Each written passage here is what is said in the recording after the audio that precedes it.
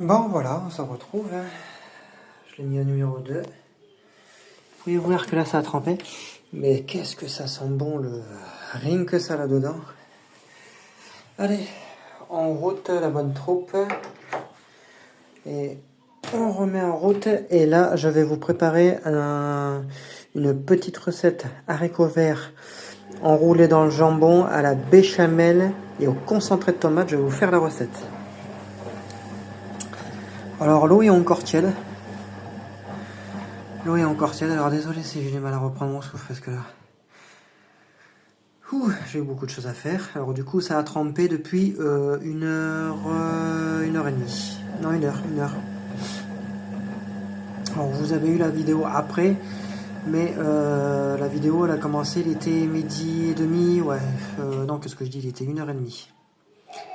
La vidéo a commencé à 1h30, alors du coup bon, on va voir avec le trempage de ce que ça fait. Là 70 numéro 2, du coup brassage long, et encore je vais le baisser, je vais le mettre à 50 degrés. 60 ira très très bien. Voilà, 60. Alors du coup tu vois ça va tremper, on va voir le résultat. Il y a une petite tache actuellement qui on dirait qu'il vient de disparaître, ou soit c'est moi ou soit elle est encore là. On va voir le résultat final. Hein, comme on dit, vaut mieux pas se prononcer sans voir le résultat final, hein. Bon, cycle court c'est bien pour, comme on dit, pour les affaires propres, neufs, pour les trucs qui sont très peu tachés, style chaussettes, voilà, sans être cracra à mort. Voilà, c'est bien vraiment pour les trucs, mais ne pas faire des cycles courts, parce que ce qui est pas bien, fait ça, parce que je vais vous expliquer quelque chose. Tout ce qui est dans le marketing des lessives, les sociétés ont fait exprès de faire des trucs de cycle court pour juste vous mettre bien dans la merde, on pourrait dire ça, pour que vos cycles courts vous les faites, et après que votre machine elle soit niquée. Tout est un stratagème bien ficelé des sociétés. Alors attention, ne vous faites pas avoir. Le cycle court, c'est le cycle pré-lavage. Ils vont mettre cycle court 15 minutes, 30 minutes. C'est pour du linge qui est vraiment pas sale, porté la journée, lavé le soir. À la rigueur. Mais pour des vêtements de tous les jours, tu vois mes chaussettes, mon pantalon, tu vois mon tricot, hein, que je porte, voilà, ça sert à rien de le porter une journée, tu peux le porter 2 jours, au pire 3 jours maximum. Voilà, tout ce qui est culotte, chaussettes, etc., à changer tous les jours. Ça, c'est quand même obligatoire. Mais le pantalon, tu peux au moins faire 2-3 jours avec, même le pull, hein. Ça sert à rien de changer tous les jours, puisque derrière, ton corps a besoin quand même de saleté, a besoin de transpiration. Te laver le cul tous les jours, c'est un fait, ça c'est sûr. Mais les vêtements, ça sert à rien, hein. Quand tu fais pas de travail vraiment, quand tu es au bureau, quoi que ce soit, ça sert à rien, tu vois, de te saper tous les jours, parce que, tu vois, c'est de te faire du linge sale pour rien. Du coup, on va se retrouver dès que c'est fini. Je vais vous faire la petite recette de mes petits haricots verts avec ma petite béchamel au concentré de tomate. C'est un délice qui va très vite à faire et qui est hyper succulent. Rien que là, tu vois, ça commence à bien mousser. J'espère que ça va pas dégueuler à mort. Voilà.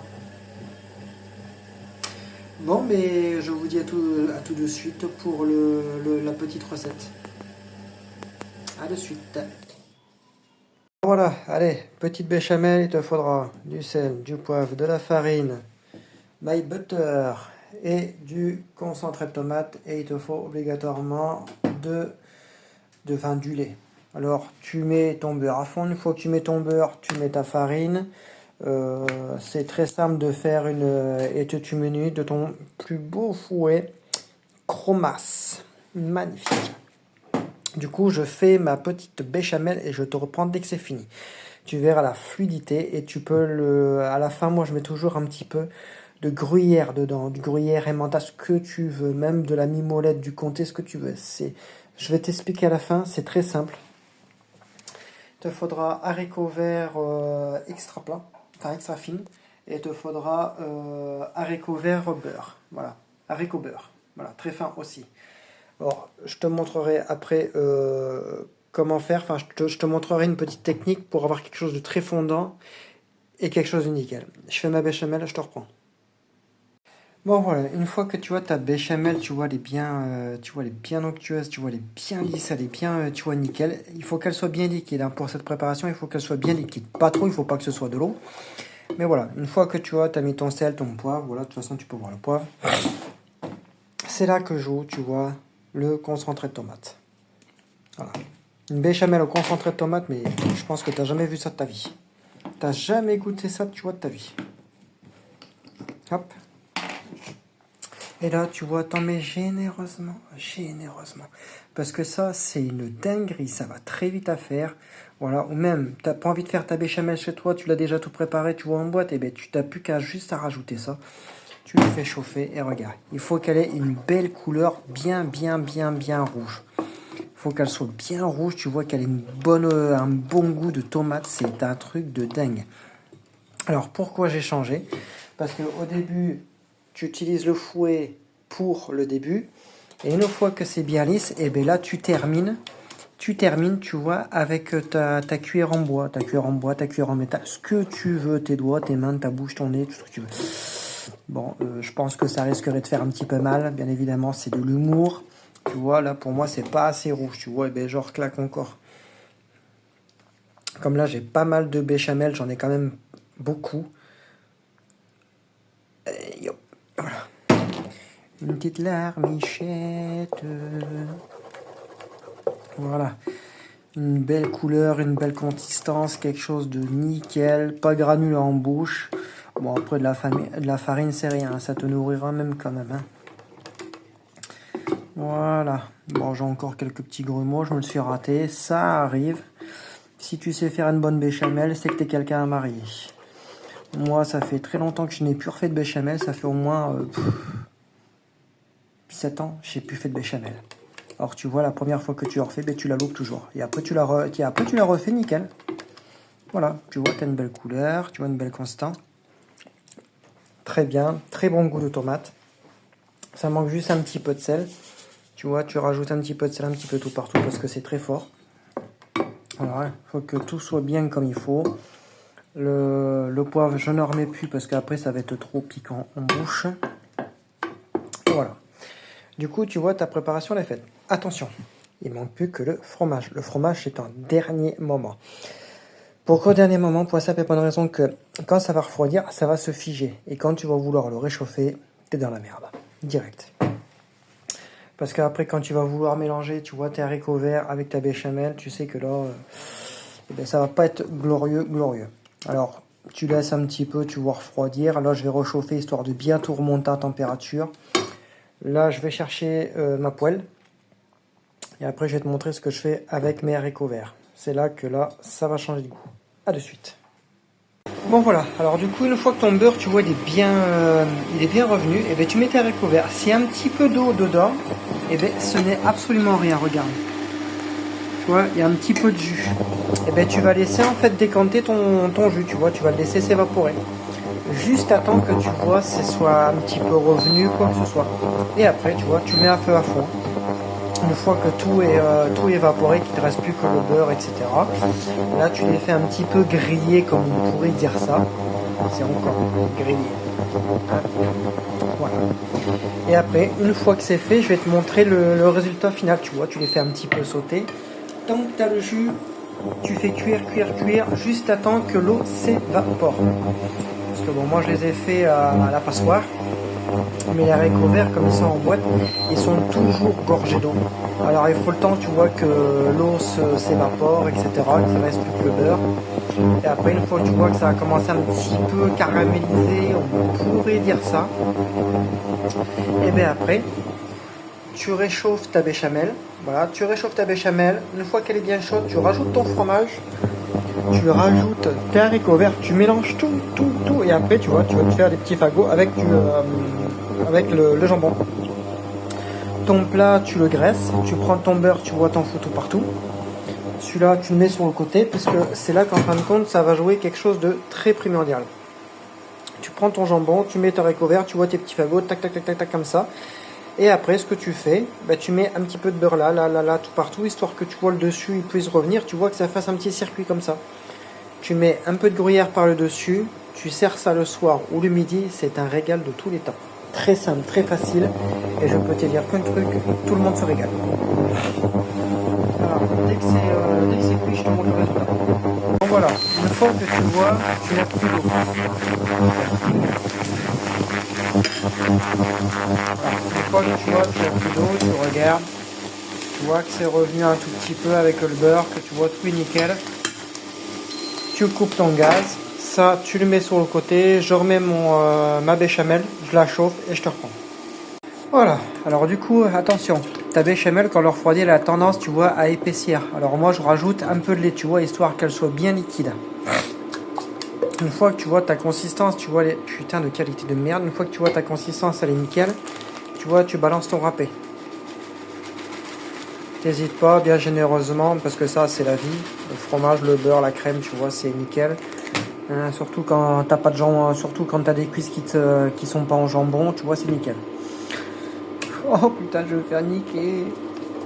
Bref, voilà, tu vois, tu mélanges tout nickel, tu vois, histoire qu'après tout soit bien mélangé, tout soit bien fondu, tu vois, ça va te faire des petits filaments, tu vois, ça va être un truc, mais alors là, royal de tous les droits. Voilà, une fois même, tu vois, même si c'est pas, tu vois, bien fondu comme il faut, tu vois, t'as tes haricots verts, tu vois, et tu balances dedans. Alors du coup, je balance dedans, je mélange tout et je te reprends. Voilà, du coup, tu vois, ça, les haricots verts, ils sont un petit peu cassés, tout ça. Mais on en a rien à foutre, tu vois, ça a donné un truc pas très très bon en bouche. Enfin, surtout beau. Mais regarde, tu vois, t'as le fromage et tout ça, c'est le principal. Je te sors le jambon, je te prépare, enfin, je te montre comment on fait, et je te reprends. Voilà, tu passes ta tranche de jambon où tu as ton beurre. Tu vois, tu prends ta bonne poêlée de haricots verts avec ta béchamel.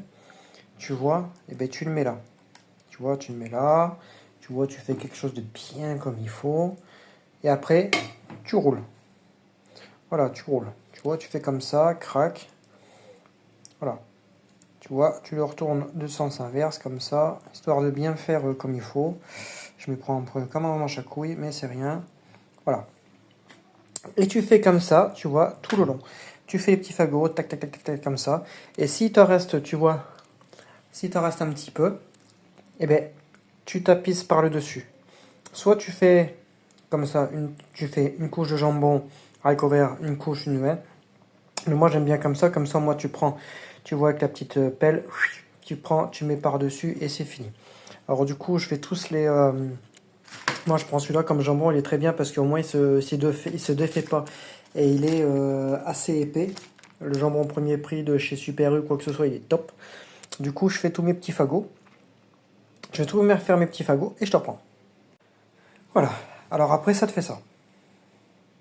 Voilà, ça te fait en fait des petits fagots comme ça. Tu prends, tu vois, ta petite pelle, tu récupères. Et tu vois tout ce qu'il y a là, et ben tu peux le mettre tout autour. Comme ça, tu récupères ton fagot. Et si tu en veux un petit peu plus, et voilà. Et après, tu gratines. Après, tu vois, tu mets ton petit fromage râpé par-dessus, et voilà. Alors du coup, là, je vais tout couler. Tout couler, je vais faire un joli petit tapis. Et ça, en fait, tu as juste à le réchauffer. Ce n'est surtout pas à cuire, c'est juste à réchauffer. Tu peux gratiner ton fromage par-dessus. Mais moi, je le gratine pas. Tu vois, moi, je laisse juste, tu vois, couler comme ça. Et une fois que tu vois, tout ton plat il est bien chaud, que tout est chaud, tout est bien réchauffé, là, tu sers. C'est un régal de tous les temps. Alors du coup, je vais tout terminer et je te montre le résultat final. Voilà. Du coup, c'est terminé. Tu vois, ça se présente comme ça. Tu vois le jambon. J'ai graissé le fond de mon plat. Et là, ça va partir au four. Tu peux mettre un petit film aluminium. Moi, je laisse comme ça. Je vais mettre à peu près 10 minutes, un quart d'heure. À 150 degrés. 150 degrés, tu vois, une fois que le four il est chaud, eh ben, tu claques ça dedans. Ou même si ton four il est froid, tu vois, tu le mets avec ton four froid, tu le mets en route. Et là, tu augmentes à peu près de 5 minutes, ça fait 20 minutes, quoi, à peu près. Voilà. Alors du coup, ben, j'espère que tu aimes cette petite recette. On se retrouve de suite pour le résultat final du blanc à 90. Alors je te dis à de suite. Bon voilà, la machine elle est vers la fin. Je l'ai coupée en température. Mais il reste toujours de la mousse, alors je vais lui faire 2 autres rinçages. Je pense que j'aurais dû en mettre un petit peu moins. Par contre, l'odeur elle est vraiment prenante. Hein. J'ai toujours l'eau avec la lessive dedans. On va voir l'efficacité maintenant de ce que c'est. Mais je vais faire deux rinçages, je vais lui claquer un peu de soupline histoire de retirer la mousse parce que autrement ça va jamais se défaire.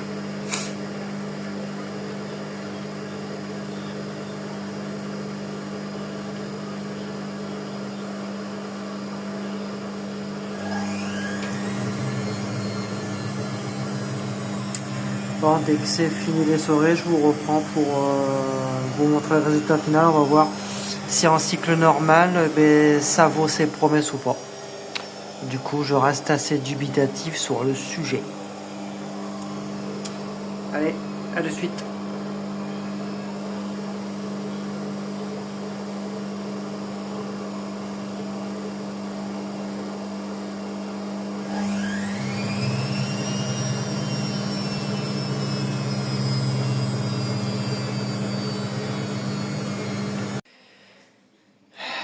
Bon voilà. Verdict.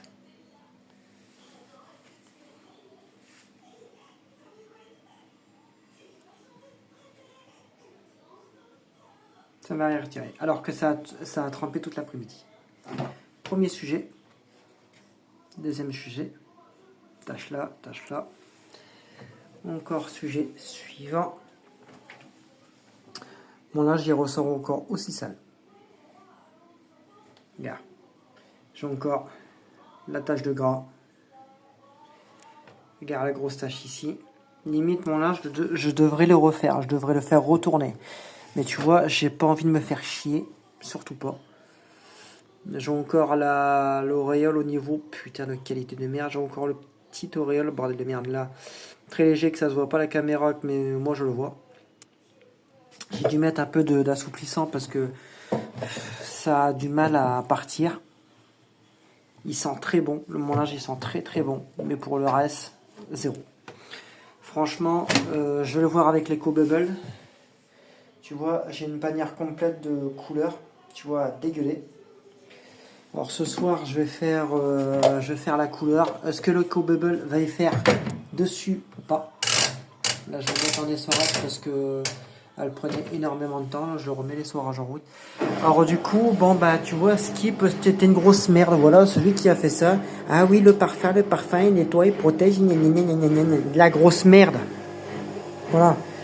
N'achetez pas ça, c'est de la grosse dope, tu vois. Moi, mes tests sont des tests réels, c'est pas des tests avec des petites taches de merde, tu vois. Voilà.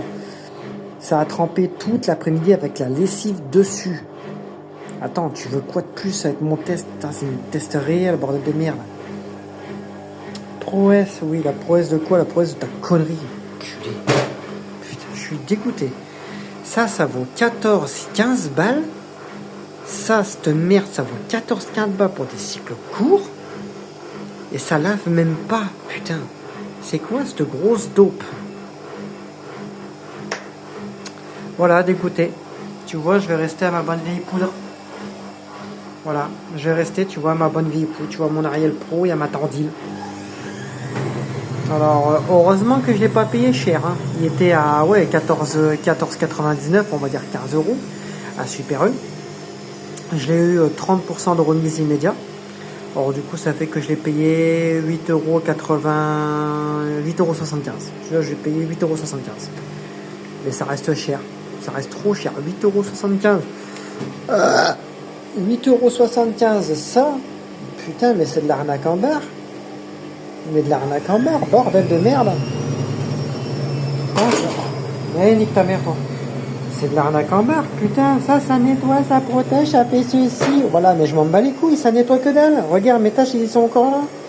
Mes taches de tomates, putain, je prends ma Tandil ou mon Ariel, mais putain, j'ai plus rien. Je fais tout tremper la veille, le lendemain, c'est neuf. Alors, je vous le dis, écoutez, n'achetez pas ça. Pour vos couleurs, à la rigueur, sans qu'ils soient tachés. Là, je vais faire un test salissure ce soir avec mon Eco Bubble, avec cette merde, avec cette grosse merde. Et on va voir, je vais refaire une vidéo. Pareil, c'est peut-être moi qui suis trop con, mais c'est pas possible. Cycle court. On va voir avec mon cycle court de l'Eco Bubble ce que ça dit. On verra bien. Mais c'est de la merde. Je suis déçu. Skip, allez vous faire foutre. En poudre, elle était géniale à l'époque. Maintenant, la nouvelle gamme, elle est beaucoup moins bien. Elle semble mieux, mais la liquide, elle ne vaut plus rien. Elle vaut 0 balles.